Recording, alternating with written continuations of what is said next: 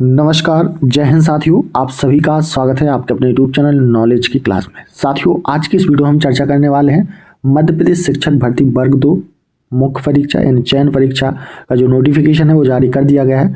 तो आज की इस वीडियो में हम सोशल साइंस यानी सामाजिक विज्ञान के महत्वपूर्ण प्रश्नों को डिस्कस करने वाले हैं। कम समय में आपका रिविजन करवाने वाले हैं और ये हमारा प्रैक्टिस सेट नंबर कितना है? दूसरा है। पहला हम अपलोड कर चुके हैं, आपने नहीं देखा है तो प्लेलिस्ट बनी हुई है, आप लोग जरूर देखिएगा। तो चलिए शुरुआत करते हैं। उससे पहले जो भी दोस्त चैनल पर नए हैं वो चैनल को सब्सक्राइब जरूर कर लीजिए। आज का पहला प्रश्न है, किसकी सेना ने ग्रीक शासक सिकंदर के साथ झेलम नदी के तट पर मुकाबला किया? तो ये किया पोरस। राइट आंसर हो जाएगा पोरस। यहूदियों के धार्मिक पाठ का नाम है तो मूसा संहिता। राइट आंसर हो जाएगा मूसा संहिता यहूदियों के धार्मिक पाठ का नाम है। महाभाष्य लिखा था तो महाभाष्य लिखा था पतंजलि ने। राइट आंसर होगा पतंजलि। ठीक है, याद रखना। प्राचीन काल में सूत्र सामग्री लिखने के लिए प्रयुक्त भाषा थी तो प्राचीन काल में जो भाषा थी वो थी संस्कृत। याद रखेंगे कौन सी भाषा? संस्कृत। क्वेश्चन नंबर 5, चंद्रगुप्त मौर्य के बाद मौर्य सिंहासन पर कौन बैठा था? इंपोर्टेंट प्रश्न है। तो बैठा था बिंदुसार। राइट आंसर होगा बिंदुसार। यूनानियों को भारत से बाहर किसने निकाला था? तो चंद्रगुप्त मौर्य ने। राइट आंसर होगा चंद्रगुप्त मौर्य। बिंदुसार के शासन के दौरान अशांति कहाँ थी? तो तक्षशिला में। करेक्ट आंसर होगा तक्षशिला। बिंदुसार के शासन के दौरान अशांति कहाँ थी? तक्षशिला। चंद्रगुप्त मौर्य ने अपने अंतिम दिन यहाँ गुजारे तो कहाँ गुजारे? तो श्रवणबेलगोला में, और ये कहाँ पर है? कर्नाटक। ठीक है, चंद्रगुप्त मौर्य ने अपने अंतिम दिन कहाँ पर गुजारे? तो श्रवणबेलगोला, जो कि कहाँ पर है? कर्नाटक। अशोक की प्रशासनिक नीति में भारी परिवर्तन किस घटना से आया? तो कलिंग युद्ध से आया। राइट आंसर होगा कलिंग। देवना मृतप्रिय के नाम से कौन विख्यात हैं? तो ये हैं अशोक। याद रखेंगे, इंपोर्टेंट क्वेश्चन है। ठीक है, अशोक किस नाम से विख्यात हैं? देवना प्रिय। ठीक है, याद रखेंगे। चलिए अगला प्रश्न है, किस शिला राजा देश ने अशोक ने कलिंग युद्ध के हाथों हाथों का उल्लेख किया है और युद्ध त्याग की घोषणा की है? तो शिला राजा देश। ठीक है, कितने? 13 ने। चंद्रगुप्त मौर्य के दरबार में भेजा गया यूनानी राजदूत था तो कौन था? मेगास्थनीज। ठीक है, याद रखेंगे। चंद्रगुप्त मौर्य के दरबार में भेजा गया यूनानी राजदूत था मेगास्थनीज। इंडिका किसने लिखी? तो मेगास्थनीज ने। मौर्य दरबार में ग्रीस के राजदूत का क्या नाम था? तो मेगास्थनीज। ठीक है, याद रखेंगे आप सभी। अगला प्रश्न है, अशोक ने किस बौद्ध साधु से प्रभावित होकर बौद्ध धर्म को अपना लिया था? तो उपगुप्त को। राइट आंसर हो जाएगा उपगुप्त। चंद्रगुप्त मौर्य का प्रसिद्ध गुरु चाणक्य किस विद्या केंद्र से संबंधित था? तो तक्षशिला से। राइट आंसर होगा तक्षशिला। कलिंग युद्ध किस वर्ष में हुआ था? तो 261 बीसी में। राइट आंसर होगा 261 बीसी में कलिंग युद्ध हुआ था। अशोक पर कलिंग युद्ध का प्रभाव कहाँ दिखाई देता है? तो शिलाओं पर उत्कीर्ण 13वें राज्यादेश में। शिलाओं के पर उत्कीर्ण 13वें राज्यादेश में। मौर्य काल के दौरान शिक्षा का सबसे प्रसिद्ध केंद्र निम्न में से कौन था? तो तक्षशिला। तक्षशिला शिक्षा का सबसे प्रसिद्ध केंद्र था। अर्थशास्त्र के लेखक किसके समकालीन थे? अक्सर एग्जाम में प्रश्न पूछा जाता है तो चंद्रगुप्त मौर्य। राइट आंसर होगा चंद्रगुप्त मौर्य। अर्थशास्त्र की रचना किसने की थी? तो कौटिल्य या कहें कि विष्णुगुप्त ने। ठीक है, अर्थशास्त्र की रचना किसने की थी? कौटिल्य।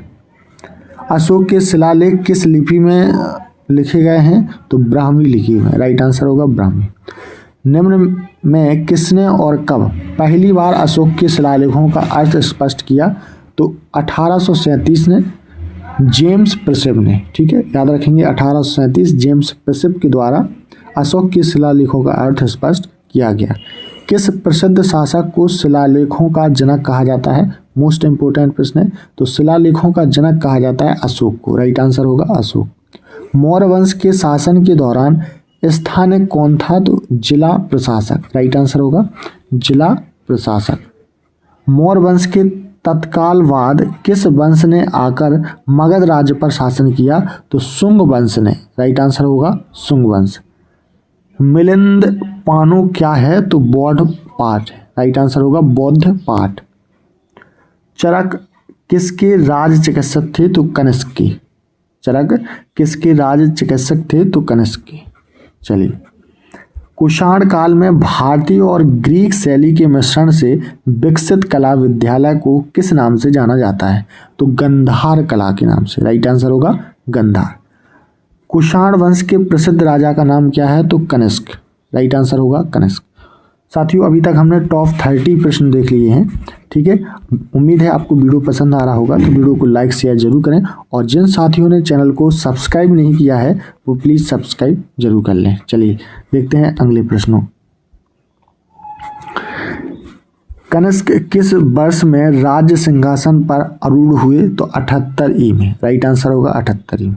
शक संवत किसने और कब शुरू किया था? तो कनिष्क ने 78 ईस्वी में, याद रखेंगे, राइट आंसर होगा कनिष्क ने 78 ईस्वी में शक संवत शुरू किया था। बौद्ध धर्म का संरक्षण कुषाण शासक कौन था? इंपोर्टेंट प्रश्न है, बौद्ध धर्म का संरक्षक कुषाण शासक कौन था? तो कनिष्क, राइट आंसर होगा कनिष्क। कला की गंधार शैली किसके शासनकाल में पनपी? तो कनिष्क के शासनकाल में, ठीक है, याद रखेंगे। भारतीय और यूनानी कला के अभिन्न क्षणों को समन्वित करने वाली कला शैली का नाम क्या है? तो गंधार शैली, राइट आंसर होगा गंधार। चलिए नेक्स्ट क्वेश्चन है, कनिष्क के शासनकाल में रहने वाले साहित्यकार थे, तो कौन थे? नागार्जुन और अश्वघोष घोष, ठीक है, याद रखेंगे। कनिष्क के शासनकाल में दो साहित्यकार थे, नागार्जुन, अश्वघोष घोष। राजा खारवेल किस चैली वंश के महानतम शासक थे? तो कलिंग के, राइट आंसर हो जाएगा कलिंग। सातवाहन का सबसे बड़ा शासक कौन था? तो गौतमी पुत्र सातकर्णी, राइट आंसर होगा गौतमी पुत्र सातकर्णी। पहला ज्ञात गुप्त शासक कौन था? तो श्रीगुप्त, करेक्ट आंसर होगा श्रीगुप्त। महरौली में जंग रहित लौह स्तंभ किसने स्थापित किया? तो गुप्त शासक ने, राइट आंसर हो जाएगा गुप्त शासक ने।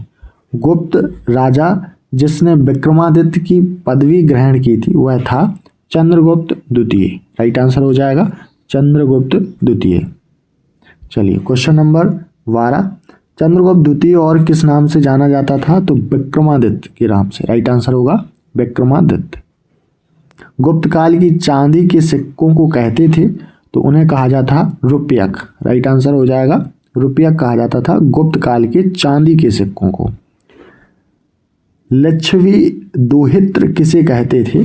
तो समुद्रगुप्त को, राइट आंसर हो जाएगा समुद्रगुप्त। रोमन साम्राज्य के साथ भारत का व्यापार रोम पर किसके द्वारा आक्रमण के साथ समाप्त हो गया? तो हुड़ों के द्वारा, राइट आंसर हो जाएगा हुड़ों। भारतीय नेपोलियन के नाम से आमतौर पर कौन हिंदू राजा विख्यात था? तो समुद्रगुप्त, राइट आंसर होगा समुद्रगुप्त को भारत का नेपोलियन कहा जाता है। भारतीय संस्कृति का स्वर्ण युग था, इंपोर्टेंट प्रश्न है, तो भारतीय संस्कृति का जो स्वर्ण युग था वो था गुप्त काल, राइट आंसर हो जाएगा गुप्त काल। गुप्त काल में किस धातु के सर्वाधिक सिक्के जारी किए गए? तो सोने के, राइट आंसर होगा सोना। प्रसिद्ध गुप्त संवत निम्नलिखित में से किस वर्ष में शुरू किया गया था? तो 319 ईस्वी में, राइट आंसर होगा 319 ईस्वी में। इलाहाबाद स्तंभ के शिलालेख में किसकी उपलब्धियां वर्णित हैं? तो समुद्रगुप्त की, राइट आंसर होगा समुद्रगुप्त। इलाहाबाद स्तंभ शिलालेख किसने बनवाया था? पूछ लिया जाता है, तो हरिसेन ने, राइट आंसर होगा हरिसेन। फायान किसके शासनकाल के दौरान भारत आया था? तो चंद्रगुप्त द्वितीय के शासनकाल में, ठीक है, याद रखेंगे। पंचतंत्र की कथाओं का संकलन किसने किया? तो विष्णु शर्मा ने, राइट आंसर होगा विष्णु शर्मा। मेघदूत का लेखक कौन है? तो मेघदूत का जो लेखक है वो है कालिदास, राइट आंसर होगा कालिदास। प्राचीन भारत के विख्यात चिकित्सक धन्वंतरी ने अपना परामर्श किसके दरबार में दिया था? तो चंद्रगुप्त द्वितीय के में। राइट आंसर होगा चंद्रगुप्त द्वितीय। बराहमिहिर थे तो बराहमिहिर थे एक प्राचीन खगोलविद यानी कि एस्ट्रोनॉमर थे। ठीक है, याद रखेंगे। इसके शासनकाल के दौरान अजंता की गुफाएं निर्मित की गई, तो गुप्त काल के शासन के दौरान। ठीक है, गुप्त शासन काल के दौरान अजंता की गुफाएं क्या हुई? निर्मित की गई। संगम काल में रोमन व्यापार का केंद्र बताइए, तो अरकमेडू। ठीक है, याद रखेंगे अरकमेडू संगम काल में रोमन व्यापार का केंद्र रहा है। एलोरा में गुफा एवं श्लोककर्णी मंदिर किसका प्रतिनिधित्व करते हैं? तो हिंदू, बौद्ध और जैनों का। ठीक है, हिंदू, बौद्ध और जैन का क्या करते हैं? प्रतिनिधित्व करते हैं एलोरा में गुफा एवं श्लोककर्णी मंदिर। चौलेश्वर नामक मंदिर का निर्माण किसने करवाया था? तो विजयालय ने। राइट आंसर हो जाएगा विजयालय। तो साथियों, यहाँ पर हमने टॉप 60 महत्वपूर्ण सोशल साइंस, और जिसमें सोशल साइंस में हमने हिस्ट्री यानी इतिहास से रिलेटेड प्रश्नों को देखा, और ये हमारा प्रैक्टिस सेट दूसरा है। कम समय में हम आपके साथ रिवीजन करवाते हैं, जो भी आपकी तैयारी है उसको बेहतर करवाते हैं। तो आप ऐसी ही वीडियो देखना चाहते हैं तो चैनल को ज़रूर सब्सक्राइब कर लें, बेल आइकन का बटन ऑन करें ताकि वीडियो का जो नोटिफिकेशन है वो आपको सबसे पहले मिल सके। तो मिलते हैं नेक्स्ट पार्ट में, तब तक के लिए नमस्कार, जय हिंद।